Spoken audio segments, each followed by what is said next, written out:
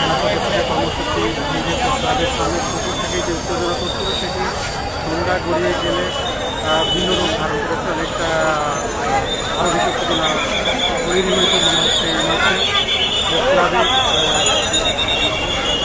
সেনা কর্মকর্তারা ক্লাবের সামনে অবস্থান নিয়েছিলেন এবং কর্মকর্তারা আলোচনা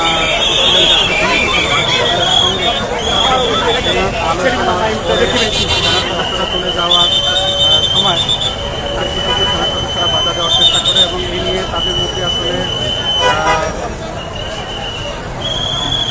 মারধরের অভিযোগ করতে থাকে। কিন্তু সেনা সদস্যরা একই সঙ্গে এই চিত্র ধারণ করতে গিয়ে বেশ কিছু সাংবাদিক মারধরের শিকার হয়েছে এমনকি পক্ষ থেকে বলা হচ্ছে। এই মুহূর্তে আসলে ক্লাব থেকে সেনা সদস্যরা চলে গিয়েছেন এবং তাৎক্ষণিক যে সেনা সদস্যরা রয়েছে তারা বিক্ষিপ্তভাবে বের হচ্ছেন। কিছুক্ষণ আগে তারা গণমাধ্যমের সঙ্গে কথা বলেছেন এবং তাদেরকে আশ্বাস দেওয়া হয়েছে সমস্যা সমাধানের এবং সেই আলোকে তারা কর্মসূচি স্থগিতের কথা বলেছিলেন।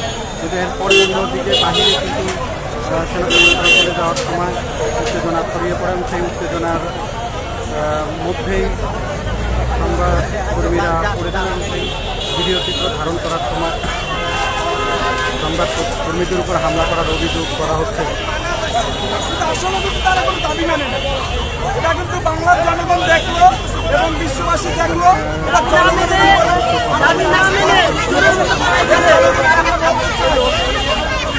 এই যে আমাদেরকে মিথ্যা আশ্বাস দিয়েছে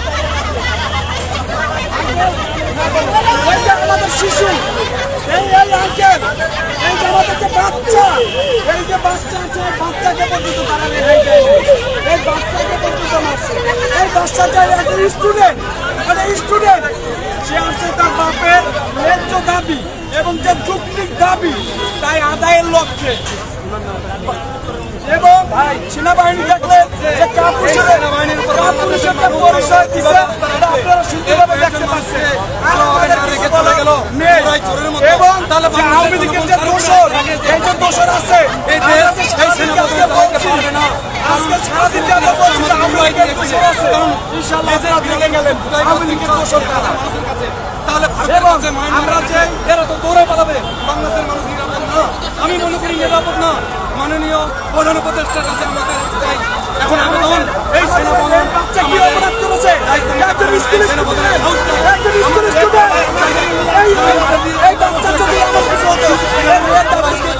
আমরা শান্তিপূর্ণ আমরা কর্মসূচি পালন করছি সারাদিনে। তারা যেভাবে আমাদেরকে বলছে আমরা ওভাবেই দায়িত্ব পালন করছি এবং ওভাবে আমরা চলার চেষ্টা করছি। কেননা তারা বলছে যে আমাদের আপনি পরিচয়টা কি বলেন ভাই, আপনার পরিচয়টা?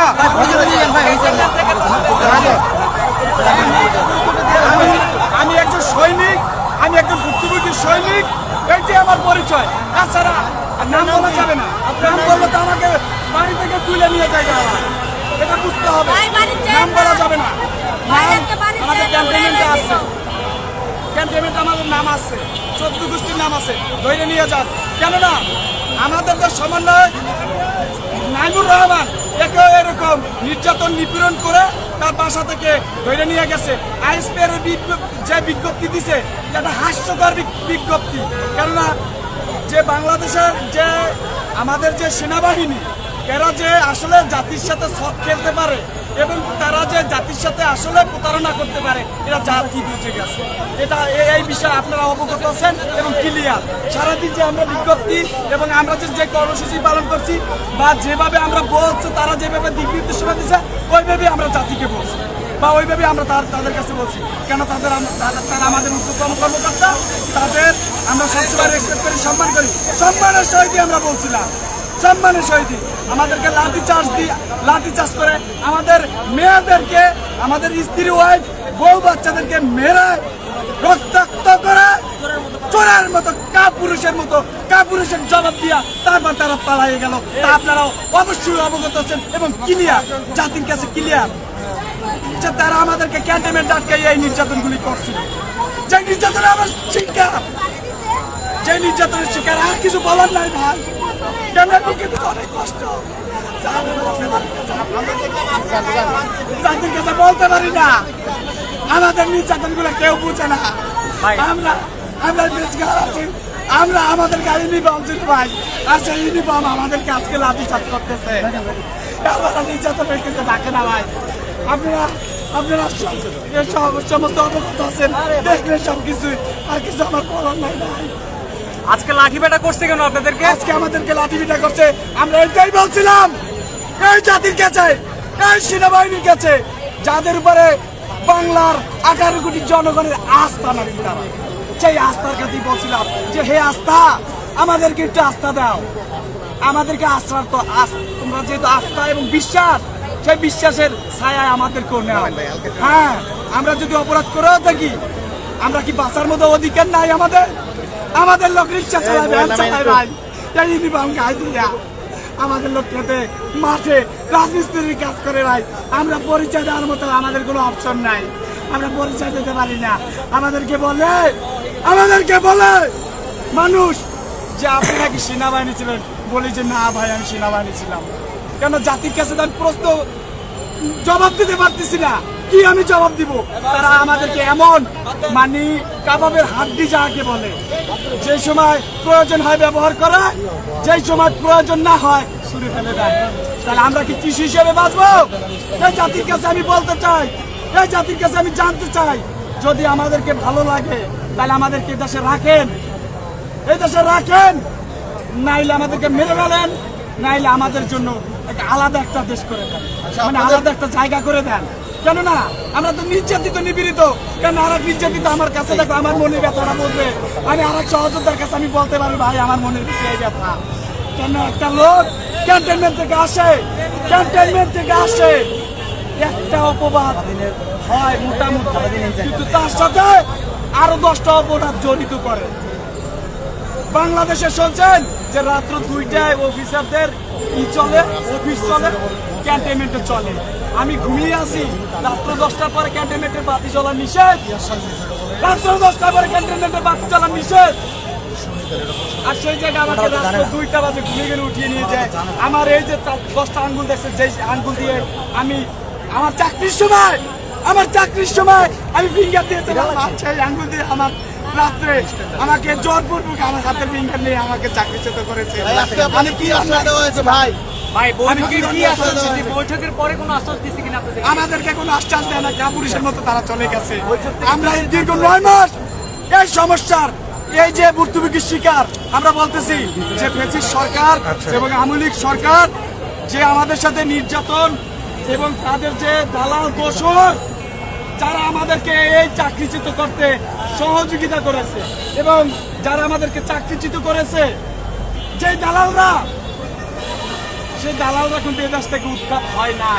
আবু জাহিদ এবং মুগ্ধ মারা গেছে, এই দেশ নাকি স্বাধীন করে গেছে, কিন্তু আসলে স্বাধীন হয়নি।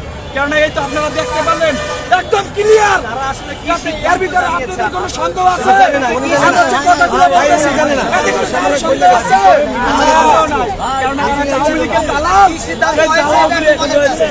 আমাদের সিদ্ধান্ত, আমাদের দাবি যতক্ষণে সরকার না মানবে, প্রয়োজনে আমরা বুক পেতে দেব আমাদেরকে। কেন আমরা যেদিকে আমার বুঝি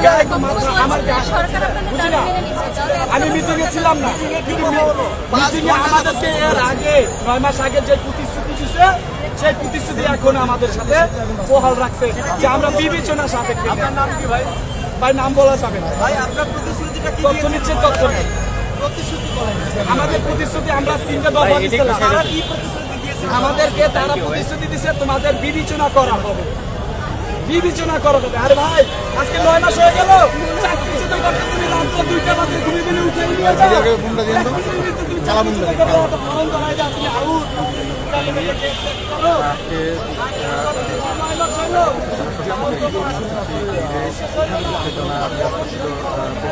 সামনে সেই কর্মসূচিতে ঘিরে সেনা করে এসেছিলেন এবং প্রেস ক্লাবের সামনে তারা অবস্থান নিয়েছিলেন এবং ভিতরে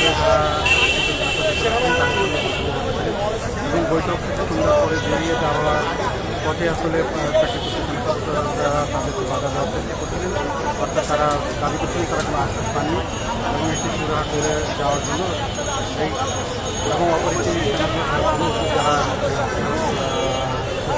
সদস্য আছে খুব সেই খুব সদস্যদেরকে আমার পেশ করতে হবে না কেন সহযোগিতা এই যে সহযোগিতা কেননা পৃথিবীতে জন্মগ্রহণ করছি একদিন মারাও যাবো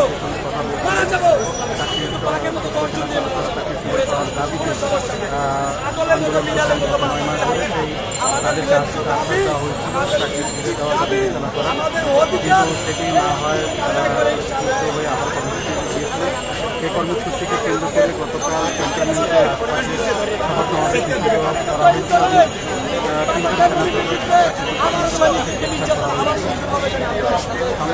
পরবর্তীতে আইসিআর পক্ষ থেকে সেটি নিশ্চিত করা হয়েছিল। আজকে সমাবেশ করতে আসবে বা এই পরে সদস্যরা এসেছিলেন তাদের এখানে স্বাভাবিকভাবেই উত্তেজনা চলছিল, আলোচনা চলছিল, বাইরে উত্তেজনা বা করে আলোচনা। এই আলোচনার ফলে সদস্যরা চলে গিয়েছেন এবং চাকরিচ্যুত সেনা সদস্যদের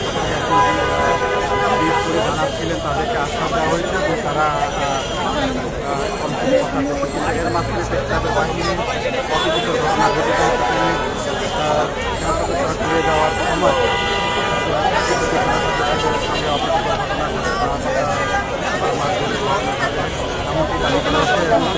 নারী এবং শিশুরা হামলা করেছেন এমনটি দাবি করা হচ্ছে।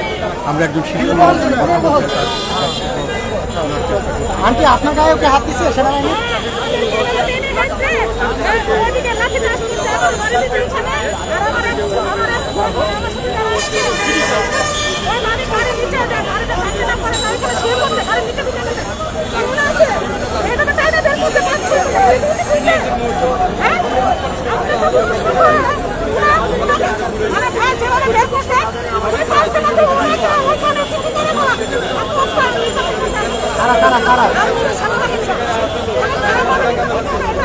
ওইখানে আপনার পাশে একটা দেখতেছিলাম যে একটা আন্টি খুব কান্না করতেছিল, কেন?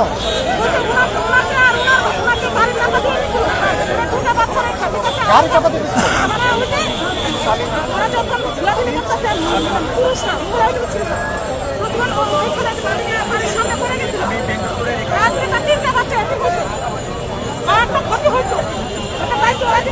আচ্ছা, আমরা যে আমরা দেখতে দ্বিতীয় দেবার মতো সুষ্ঠুভাবে আলোচনা হচ্ছিল, আচানক তারা এরকম আচরণ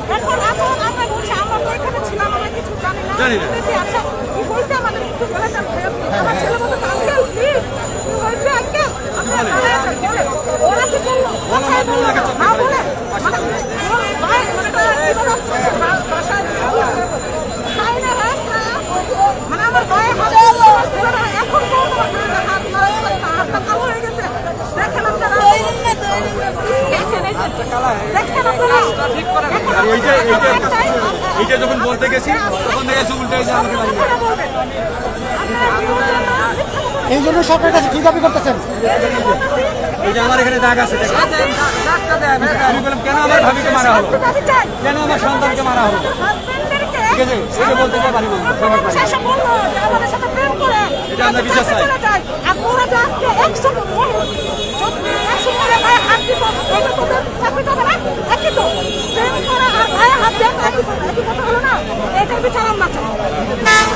সামান্য কিছু ওদের চাকরি দেয় ওদেরকে রাজনীতি করতে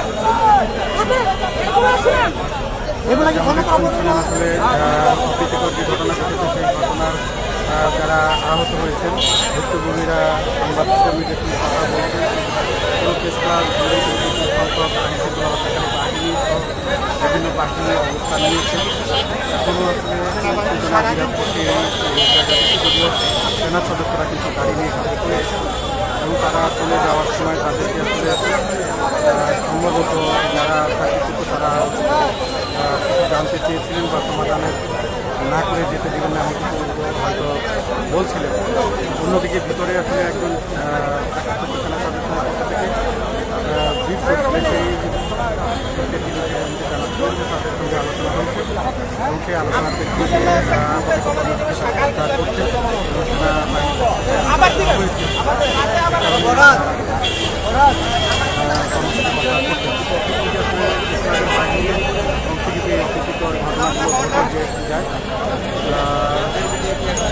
সেনা সদস্যরা হামলার শিকার হয়েছেন, মারধরের শিকার হয়েছেন।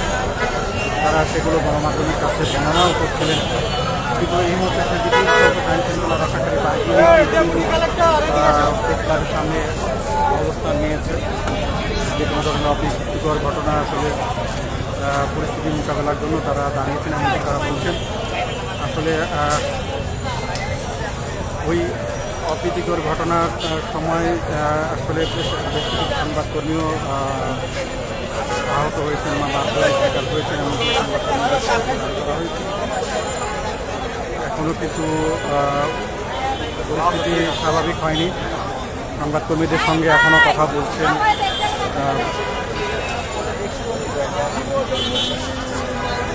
চাকরিচ্যুত সেনা সদস্যরা, এখনও কিন্তু কথা বলছেন সংবাদকর্মীদের সঙ্গে। আমরা আরও একজন সংবাদকর্মীর কথা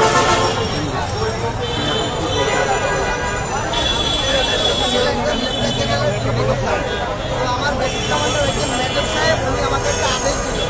আদেশটা হচ্ছে ওনার আমি বললাম যে স্যার এই কাজটা তো স্যার আমার স্যারের ডিউটি আছে, যেহেতু উনি 3 স্টার 3 স্টার আর উনি একজন মেজর সাহেব, ওনার ডিউটিটা করবো না। ওনাকে এভাবে বুঝাইলাম, তো উনি ওই সময় ক্ষমতাটা দেখাতে পারে না।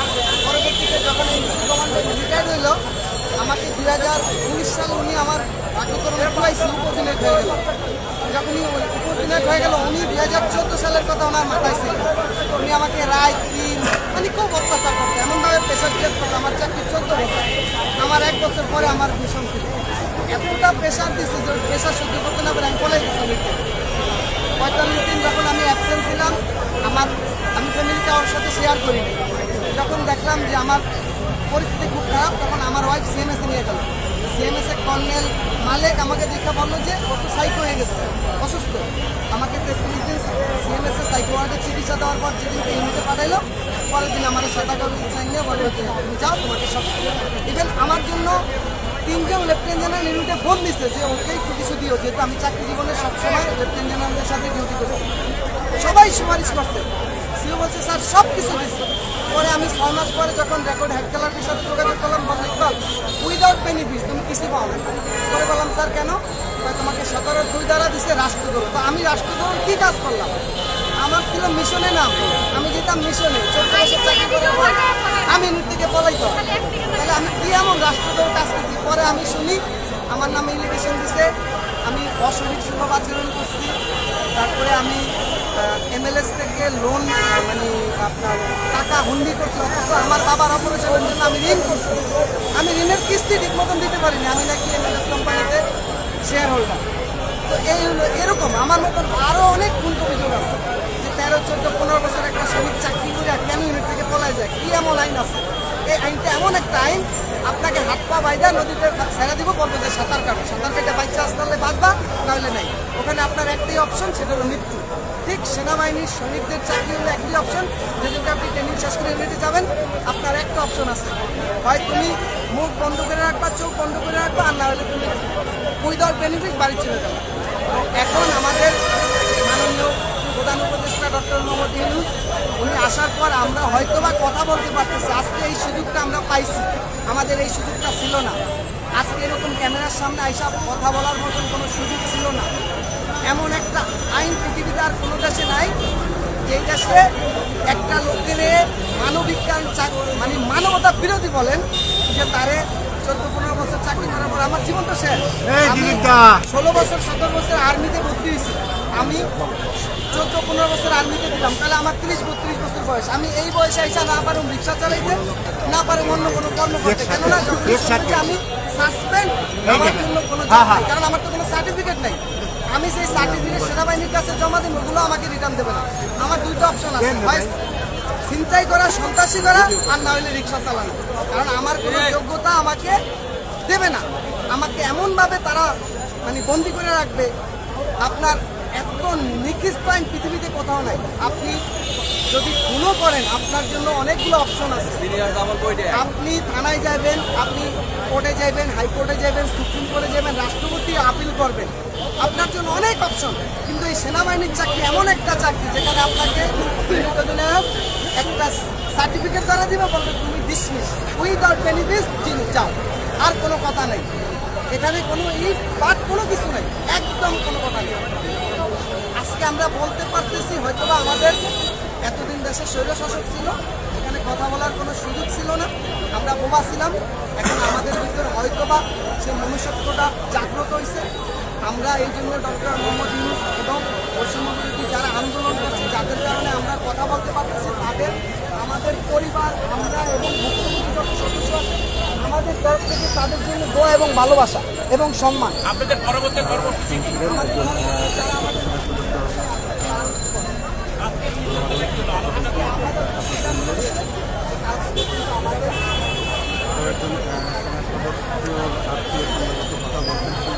আমরা সেখানেও জানতে চাইব।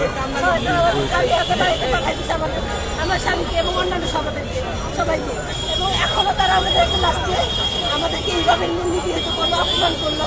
আমরা তো একদিন সেটা ওয়াইফ ছিলাম, আমাদের তো একদিন সন্তান ছিল। আজকে আমরা সমাজে নিপীড়িত, পরিবারে নিপীড়িত আসে, তারা আমাদেরকে লাস্টে ফোন করে দিল। বাচ্চাদেরকে লাঠিচার্জ করছে কারা? সেনাবাহিনীরা করছে, পুলিশ না, পুলিশ কিছু করে সব সেনাবাহিনীর করছে, সবাই দেখছে, আপনারা দেখছেন। তোমাকে কি মেরেছে? কোথায় মেরেছে? কোথায় মেরেছে? এই ছেলেটার সামনে গাড়ি এসে বসে, আর ওকে এমন ভাবে ধমকাইছে, আর এমন ভাবে ওর সাথে ই করছে যে পায়ের উপর ই তুলে দিচ্ছে। তাই বাবা কেন আপনারা জন্য আচ্ছা ভাই, ছোট বাচ্চা আর ই করলাম অনেক সেনা সদস্যরা তাদের কথাগুলো বলছিলেন, যেমনটি আসলে আমরা চাকরি করতে সেনা সদস্যদের কর্মসূচিগুলো আপনারা দিচ্ছেন। সদস্যরা অবস্থান নিয়েছিলেন ক্লাবের আশপাশে এবং একেবারে ভবনের কাছে গিয়ে তারা আপনারা অবস্থান নিয়েছিলেন। আরেকজন সেনা